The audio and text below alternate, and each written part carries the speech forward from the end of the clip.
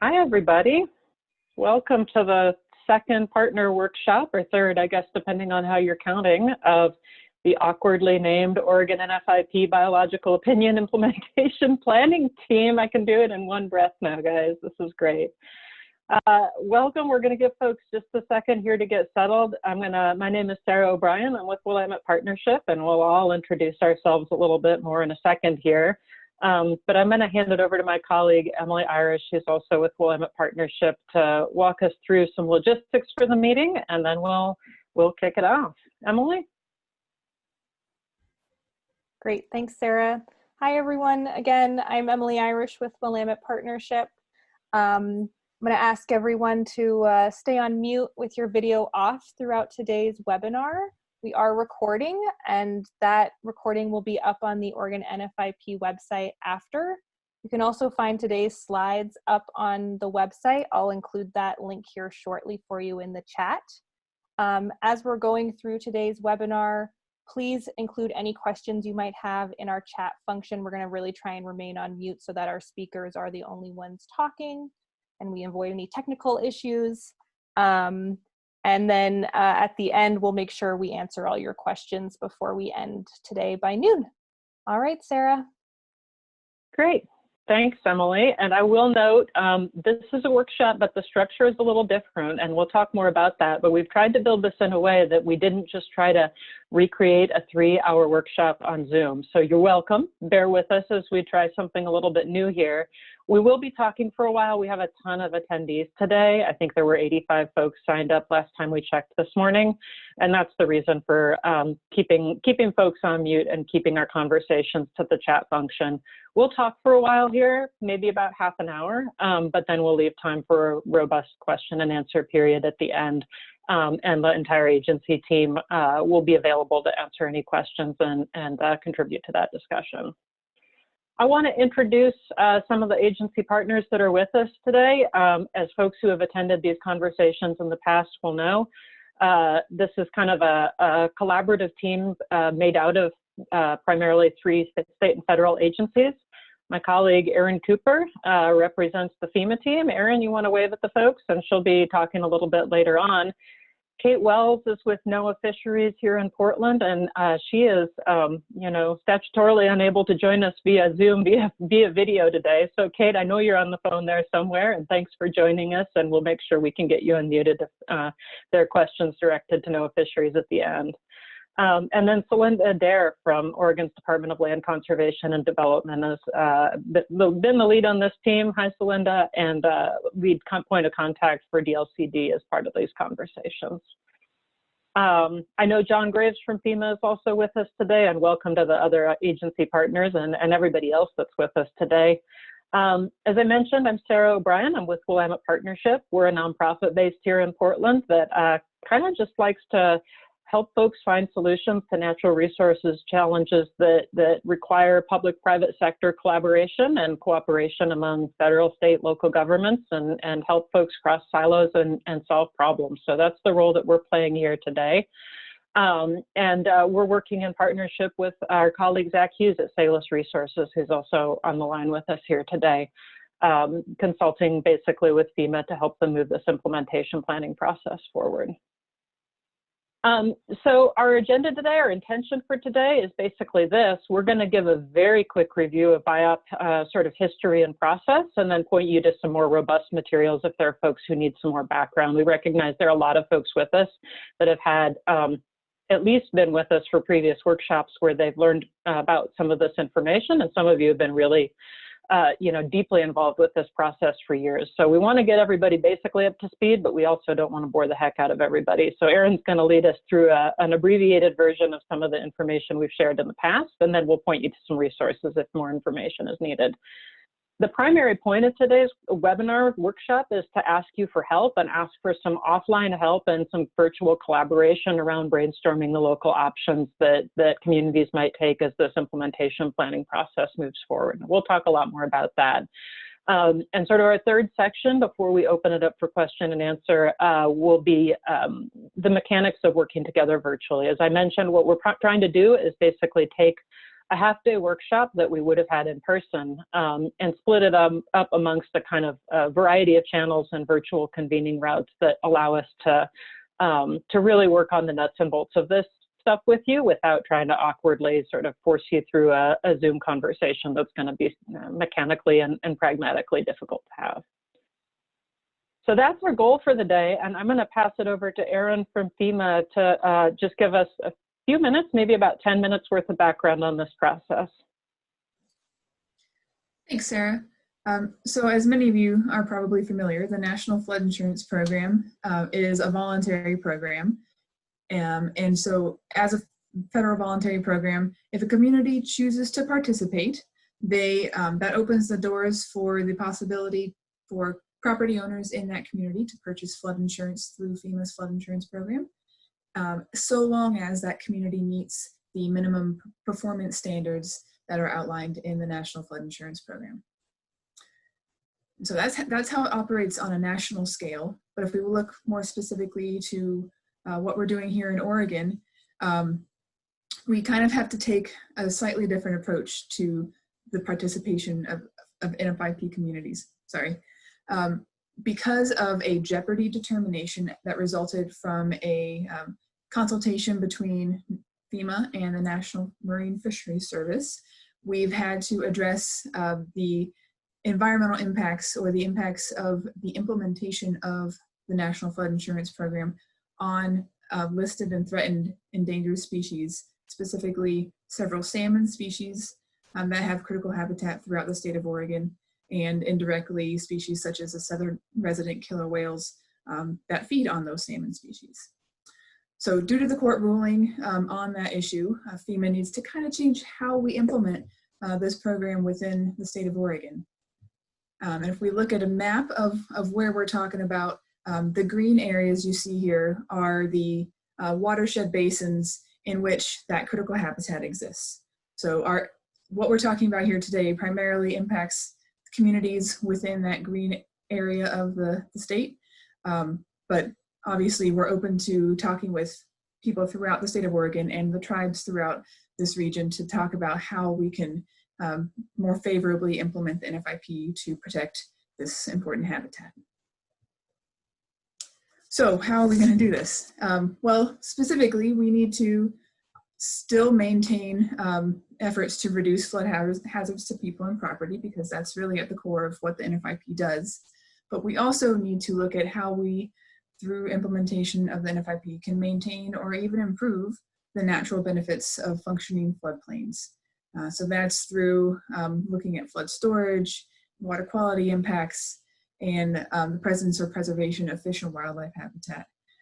So we need to make sure we also work closely with Oregon state and local governments to ensure that what we go forward with your input really works within the political and pragmatic realities of these local government frameworks.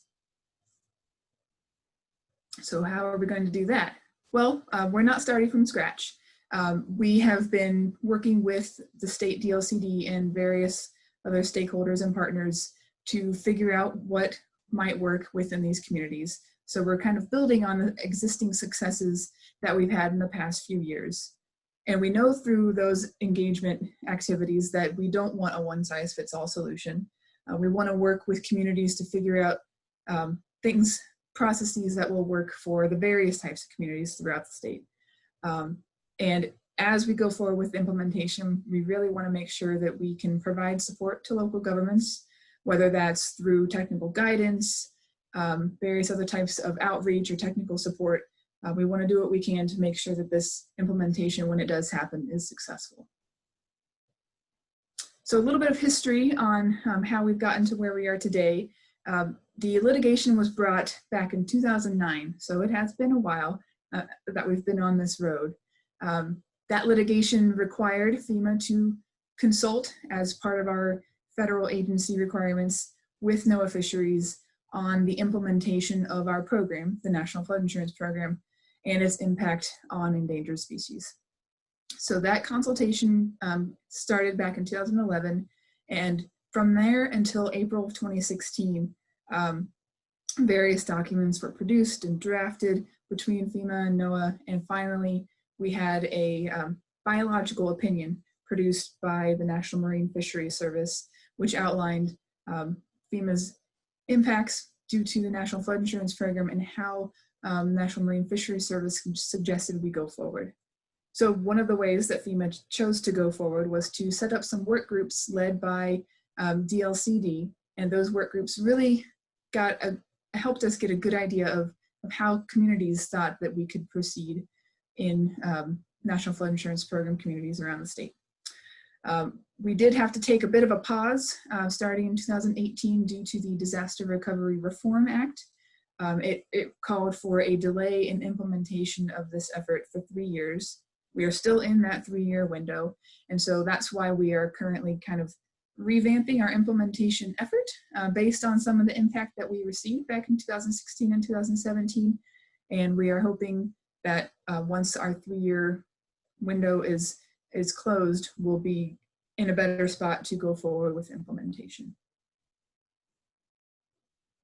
So what we've been up to in this working group and stakeholder engagement process since early 2020 is pulling together a core team of these agency partners that Sarah introduced, as well as local community members, to pull in feedback and synthesize the ideas that have come from various communities. We've been holding core team meetings amongst ourselves, and then also various workshops since February to continue to get feedback from stakeholders.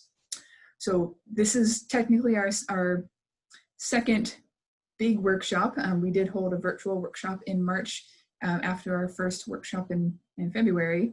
And what we've done through all of this, what we're planning to do is use this feedback to help us figure out kind of a menu of options to develop our implementation plan going forward. We do hope to hold another workshop this fall and use all of that feedback cumulatively to start to develop an actual implementation plan. Once we have that implementation plan kind of pulled together, we're going to pass it on to go through a NEPA review process. We're not certain how long that's going to take, but that process will ensure that we're going forward in a vetted manner.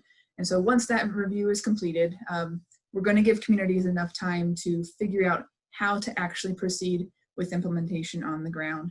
And we'll be hoping to work with communities along the way to make sure you're ready when implementation is required to begin. So we, as a part of this process and working with a Willamette Partnership and Sailors Resources, we set up a project website, OregonNFIP.org. If you head there, there's a summary of all the past activities that have been done in partnership with DLCD.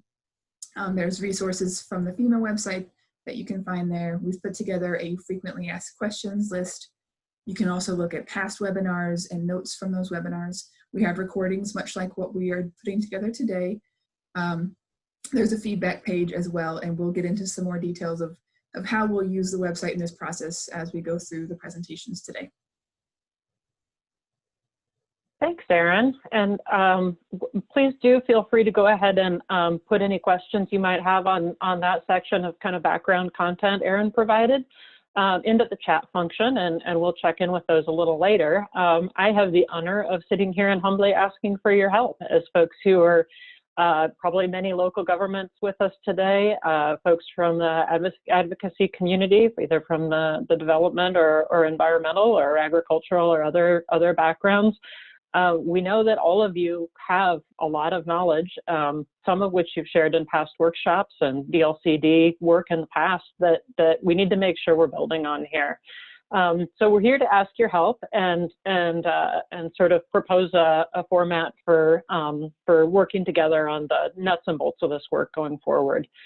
So the core team worked really hard based on the last virtual workshop and also the in-person workshop that Erin mentioned we had in February, which I'm sure for all of us sounds like feels like about a million years ago now. We took everything that was on the flip charts, everything we recorded in notes, everything that came out of the both large and small group conversations. and have really classified that and started synthesizing it and making sure that we're in a good position to both use and kind of respond to, show you how we're using that information. Some of the key take-homes process-wise in particular that we got out of that last set of conversations is, first of all, that there's a really strong group of people here, and many of you that I see listed as participants on the phone today mentioned this, ready to dive into the nuts and bolts and not just sort of advise us on kind of big hand wavy stuff and you know, values and goals, but really dive into the mechanics of how local governments can take actions, NFIP communities can take actions to do the work that Erin described that needs to be done. People mentioned the tension between needing both flexibility and specificity in the options that local governments and NFIP communities have in front of them as part of this implementation process. So specificity and really understanding the details of what the options are, not wanting just sort of broad categories of actions that can take place, but really getting down into some level of detail in the options that communities have in front of them, but also making those options and recognizing that there's a lot of diversity in the needs and opportunities that individual communities face, and that there's definitely no one-size-fits-all solution here. So balancing that need for flexibility and specificity is part of what drew us to our request for help here today. Folks mentioned the importance of looking from the local level up rather than a top-down process, that there's so much work going on in individual NFIP communities in Oregon today. So many success stories, so many nuggets of cool policies, restoration actions, different kinds of work taking place, that it's really important to draw from that and build upward to figure out how that fits into the biological opinion and the implementation planning process, rather than going from top down in the opposite direction. Many folks mentioned the importance of taking advantage of the low-hanging fruit that's available sometimes at the community level, looking for actions that will create the greatest benefit for fish with the least economic or negative economic or social impact. And where that kind of action takes place in an individual community, where in the floodplain, and also what that action looks like, might really vary, as we know, from community to community. And of course, we also heard that people have been talking about this, as Erin mentioned, for a very long time. And so there's a lot of eagerness to get moving already and to show some momentum. So as the core team of agencies sat down and started, you know, thinking through how the feedback that we received through those last couple of engagements should help steer and define the process of implementation planning going forward, we realized that, and I really provide a lot of credit to the agency leaders that we described, you know, that you met at the beginning of our introductions here today, and also to Bonnie Shoren from NOAA Fisheries, who used to be representing NOAA Fisheries on this group. It seemed like part of the feedback steered us in this direction of saying, like, instead of starting with, if folks are familiar with a similar Washington biological opinion, instead of starting with that 3 doors concept and like a big picture view of if communities are meeting some specific bar that's yet to be defined, or if they aren't, how do they show that? How do they prove it? How do they demonstrate it to FEMA? That's kind of more of a top-down approach, right? And so it seemed like where the feedback we've heard so far is steering us is start with the actions that can be taken actually at the local level, whether those are policy, code changes, you know, individual restoration actions, voluntary actions, whatever those actions are that can actually be taken at the local level to meet the intent of the biological opinion, to meet the goals of the biological opinion. Start with that full diversity of actions and potential actions as the material through which we sort of scale up and build an implementation plan that reflects, okay, if there are things that communities are already doing or already know that we can do to help meet these goals, let's build up from the ground level and try to figure out, you know, what are the specific actions that we have to lean on there. And so that's where we're asking for your help, is in brainstorming these local options and sort of the, you know, we were talking about this with the agency team the other day. What's the material that we have from which, you know, each community can kind of craft a solution that works for them, and the team of agencies can figure out, you know, what's the combination of what are the different ways of combining these actions that can add up to saying, yes, we've met the intent of the biological opinion, we're implementing this program in a way that's consistent with, you know, the Endangered Species Act. So what we've heard is let's bring in, or what we're doing right now is bringing in ideas from past stakeholder engagement, from our past workshops, from the DLCD work groups, and local communities and others that were participating in those. We're studying what communities are already doing, and that's particularly an area where we'd love to have your feedback. We know that there are a lot of communities out there that have, as I said, some little nugget of cool stuff in their flood code and their stormwater management practices, whatever it is that really, helps them achieve what it is the Biop is asking all of us to try to achieve together. We know that the community rating system and the existing biological opinion have a bunch of individual ideas sort of nested in there that in combination might seem challenging for individual communities, but sort of taken apart and recrafted as a set of raw material. There are a lot of good ideas in those documents. And what we're doing here today with the 65 of you that are on the line today is just asking everybody we know, and we'll do that beyond this work group too, for your ideas. The framework that, as we were pulling together and synthesizing all of the ideas of this kind of scale of local options that were shared at the last in-person workshop and actually also in the last virtual workshop, the vast majority of the ideas people shared, really specific ideas of, gosh, why don't you just require people to do this? Or if I'm doing this, why shouldn't that count towards implementing the Biop for my community? They really seem to fit primarily into these three big buckets. And these will look familiar to anybody that is familiar with compensatory mitigation and the mitigation hierarchy, especially in the context of wetlands mitigations.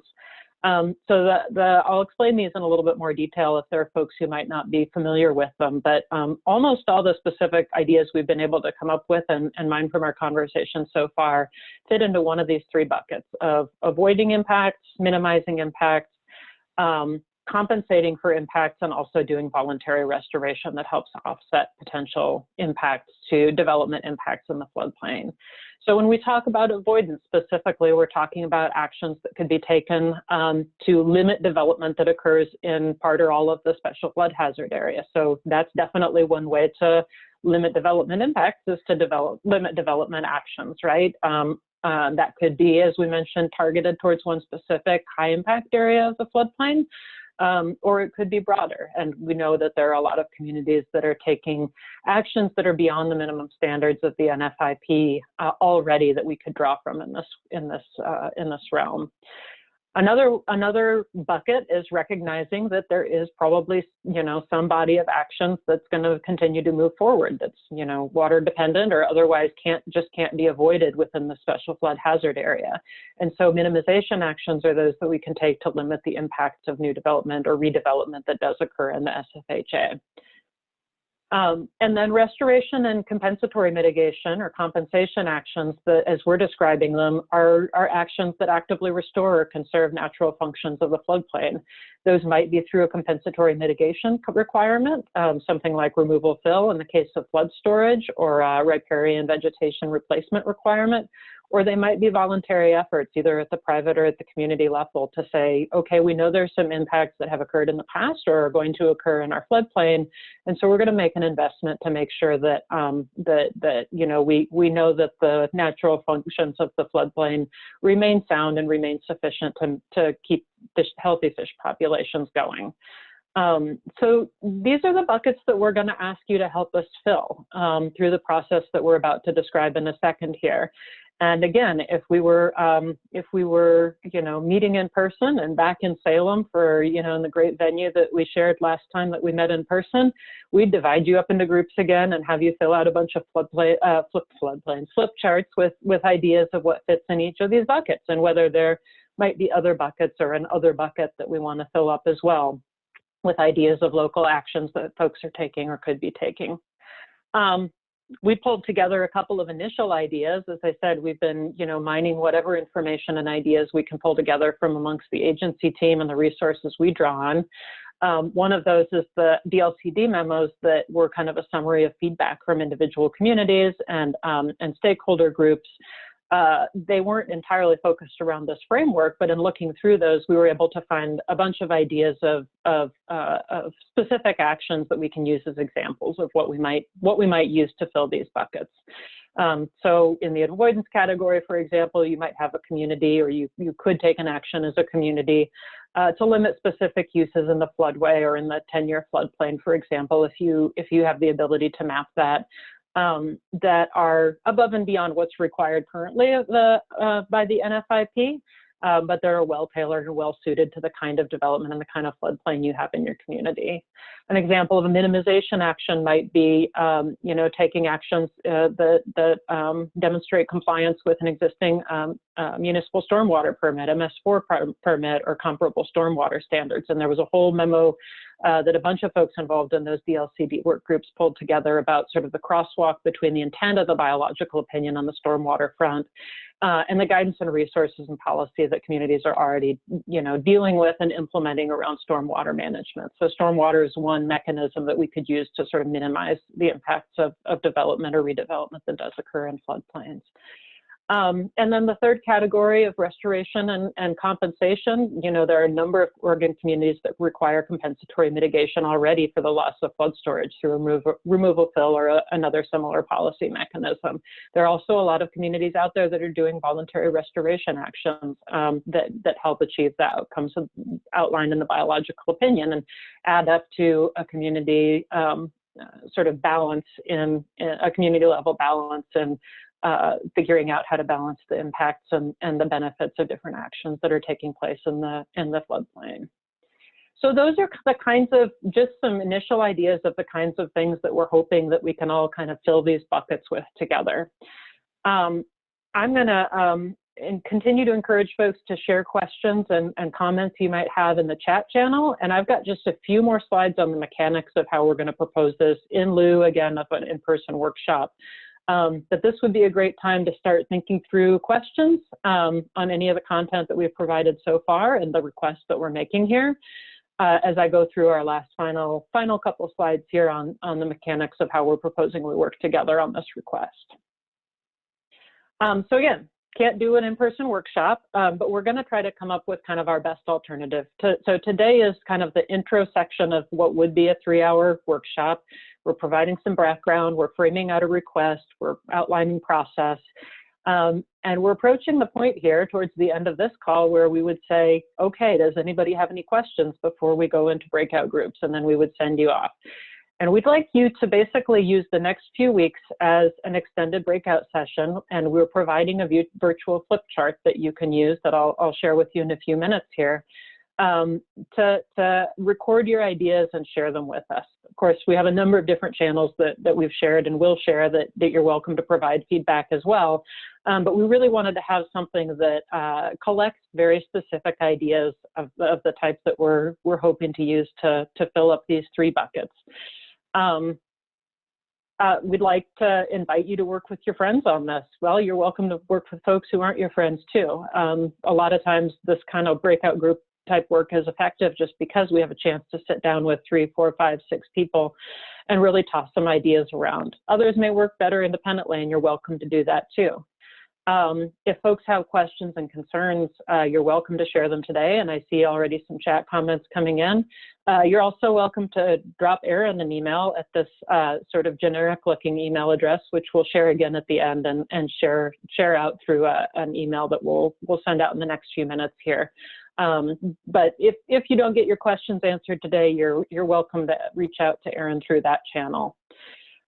We're going to show you this form in a second here, and we're going to ask you to fill it out and kind of fill out these virtual flip charts by July 10th.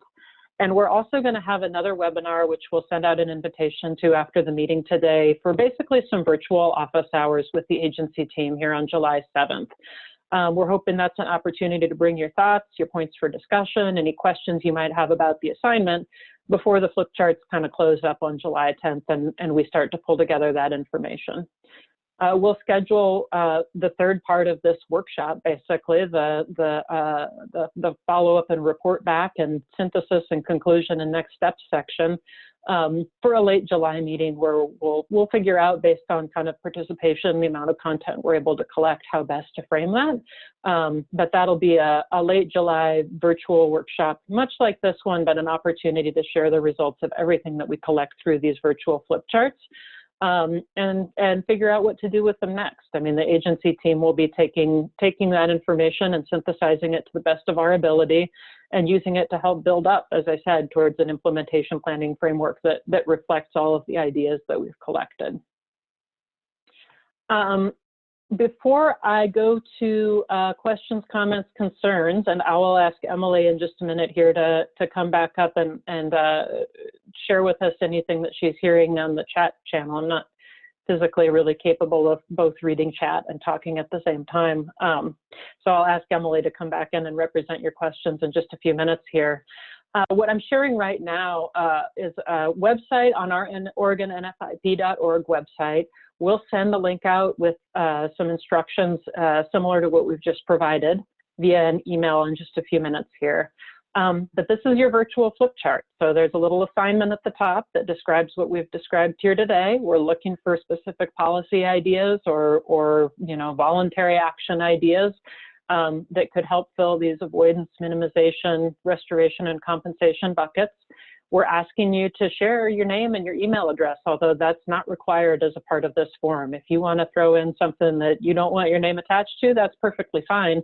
If you're willing to share your name and email address, then we have an opportunity on the agency team to call you up afterwards and say, hey, give us a little bit more information, or what did you mean by this? Or, do you know a community that could present at the next workshop potentially and really teach us all about this option that seems really unique and creative?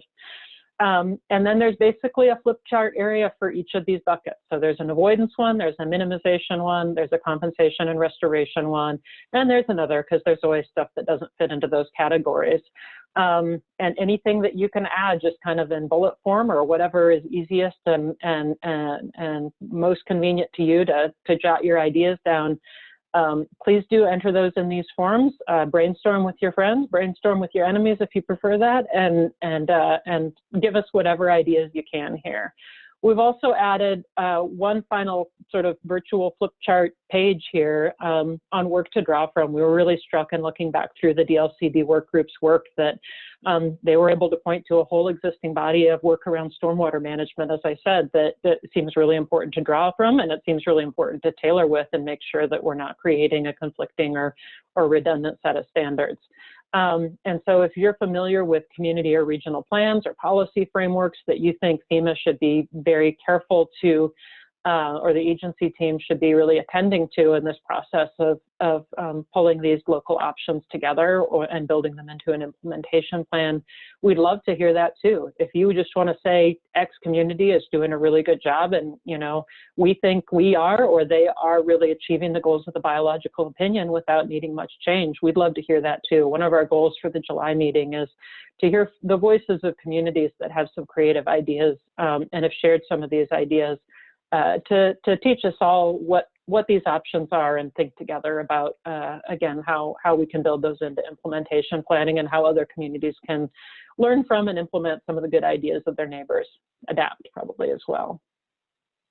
So we've been talking for a long time, and my hope is that that's been more of kind of a welcome break from you sitting with your video camera on all the time and having these conversations with your friends and colleagues. But we do want to take a moment here to ask for questions, ask for comments, concerns, suggestions. Erin, I'm going to ask you to turn your video back on and maybe be our primary link, and we'll call our other agency partners in if we like to.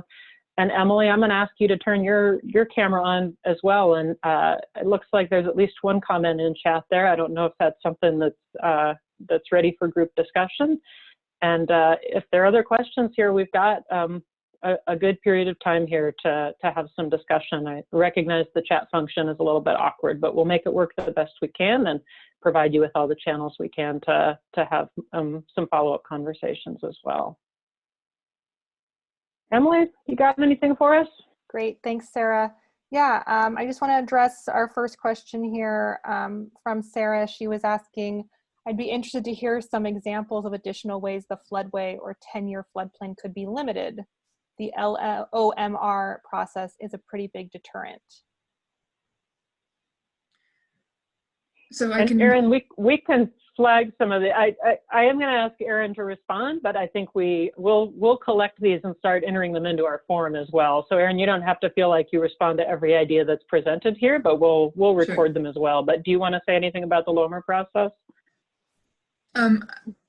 Certainly communities can work with their ordinances to make sure development in and near the floodway is limited as you see fit. The LOMR process and the floodway standard are national standards as part of our regulatory framework and as part of the mapping process for the National Flood Insurance Program and the development of the firms, the flood insurance rate maps.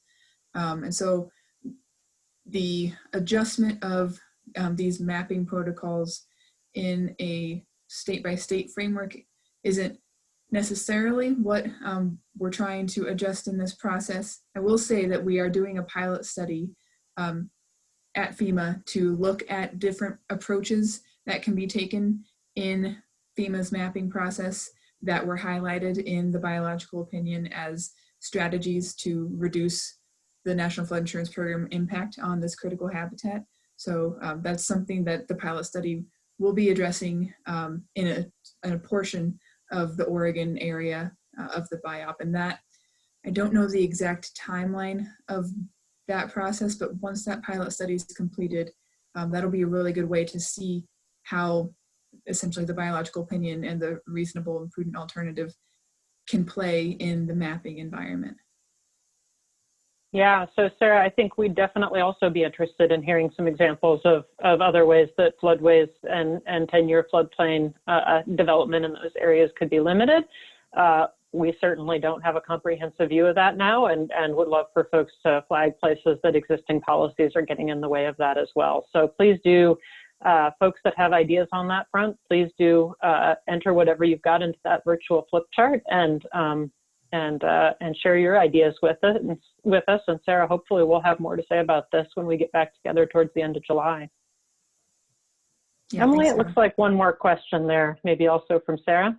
Yes, I've got one other question also in my private chat that was asked. Would CRS communities have different requirements?